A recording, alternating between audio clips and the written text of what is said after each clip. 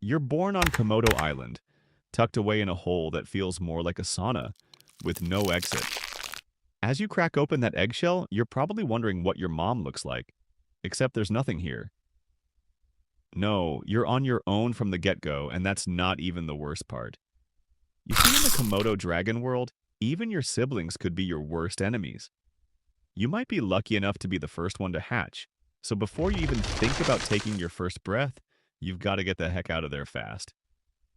Scramble up the nearest tree like your life depends on it, because it quite literally does. You're not just avoiding your siblings, you're dodging hungry adults who wouldn't mind a bite-sized snack like you. To them, you're just a free McNugget. So, there you are, clinging to a tree branch, getting your first real look at the world. For now, just focus on surviving your first few days because the real adventure is just beginning. For the next few months, you're on a strict no-ground diet because down there, it's a jungle in the most literal sense, where every step could be your last. Imagine living on the 50th floor of a skyscraper because the streets are filled with zombies. Yeah, it's kind of like that. Only instead of zombies, it's your very own kin patrolling the ground, all ready to take a bite out of anything that moves. You're not completely defenseless, though.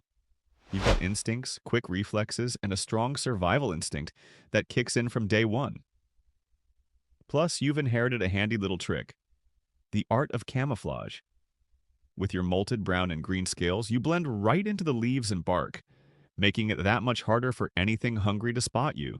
Think of it as your very own invisibility cloak, but instead of dodging wizards at Hogwarts, you're avoiding becoming someone's lunch. At this stage, your life is all about survival 101. Find food, stay hidden, and whatever you do, don't fall out of the tree. Your diet's about as varied as a college student's during finals week. Whatever you can scavenge or catch, from insects and small lizards to the occasional bird that's too slow for its own good. Every meal is a victory, and every day you avoid becoming a meal is an even bigger win. But don't get too comfortable in that tree because soon, you're going to have to face the real world down low. And trust me, that's when things really start to get interesting. You're no longer that helpless hatchling clinging to a branch for dear life.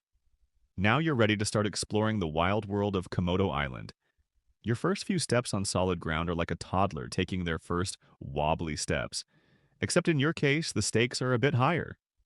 Every rustle in the bushes could be a potential meal or a threat, and your senses are on high alert. It's basically hardcore Minecraft, but in real life. Now, in most animal worlds, this would be the part where mom swoops in to show you the ropes, but as we've established, Komodo moms aren't exactly the nurturing type. Instead, you're left to figure things out on your own, and that means a lot of trial and error. Your days are filled with many missions, stalking unsuspecting critters, practicing your stealth moves, and trying not to end up on the menu of a bigger predator. It's all part of the learning curve, and you're slowly but surely getting the hang of it. At first, your hunts are more hide and seek than stealthy predator. You'll spend hours lying in wait, trying to blend in with the underbrush, your heart pounding like a drum as you watch potential meals scuttle by or get swept up by a much more experienced dragon show-off. But when you finally nail that first successful hunt, it's like winning the lottery of blizzards and rats. As you grow, so does your confidence. You're exploring further from your original tree, pushing boundaries and generally acting like the reptilian version of a rebellious teenager. Each day, you become a little more daring, a little more skilled, and a lot less likely to end up as someone else's dinner. But it's not all smooth sailing. Remember those siblings you escaped from at birth? They're still around. And now it's time for some good old-fashioned sibling rivalry, and the prize is, well, not dying. As you transition from Komodo teen to adulthood, you start to realize that the world is both bigger and smaller than you once thought. The island is vast, but it's also crowded with other dragons, each staking their claim to the best hunting grounds. It's time to find your own territory. Think of it like moving out of your parents' basement and into your first flat, except your parents never had a basement, and your family's been trying to eat you this whole time. Finding territory is like trying to score the last available seat at a sold-out concert.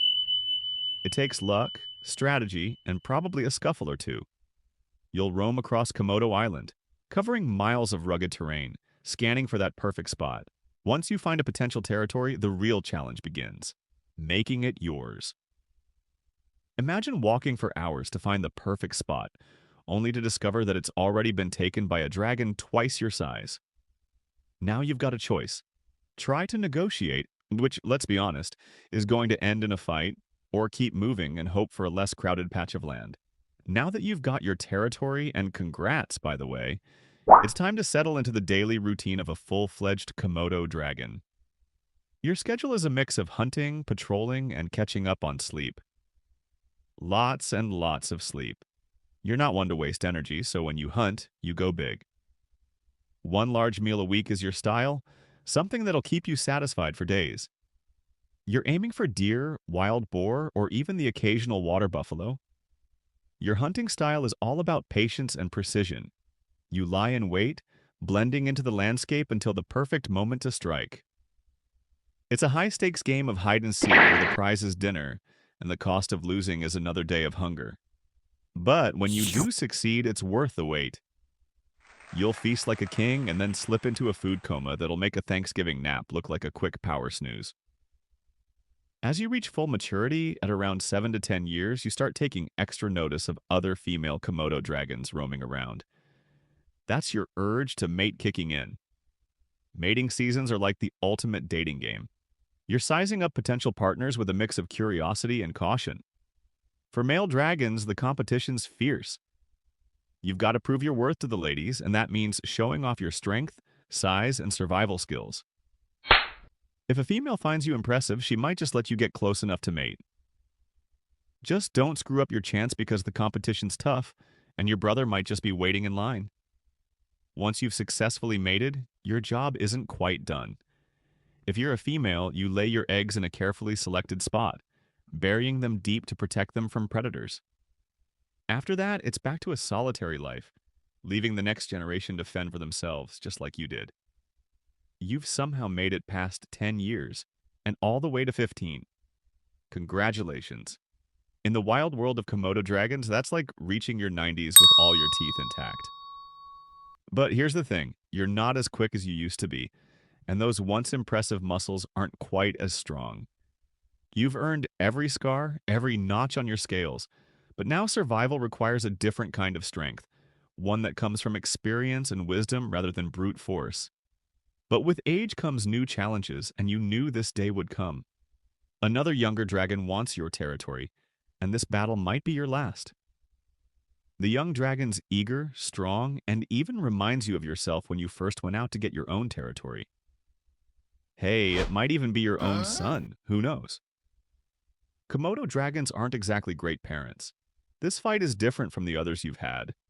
Although you're older and wiser, you're also more vulnerable. Your opponent's fast, relentless, and every blow feels a little harder than the last. But you're not about to go down without a fight. You dig deep, drawing on every ounce of strength and every trick you've learned over the years. In the end, it's a close call. Maybe you win, driving the challenger away one last time. Or maybe you lose, forced to retreat to the fringes of your territory, battered but not broken. Either way, this fight marks the beginning of the end. You've held your ground for years, but now it's clear that the balance of power is shifting. The jungle's a harsh place, and even the strongest can't rule forever. After years of ruling your territory, you give one last growl. And now, as you feel the weight of time pressing down, you know that the jungle will continue with or without you. As the end approaches, you find a quiet spot to rest, somewhere safe from the constant struggle for survival. You lie down, feeling the warmth of the sun on your scales, and close your eyes. The world keeps turning, the cycle continues, and somewhere out there, a new dragon is hatching, ready to begin the journey you've just completed.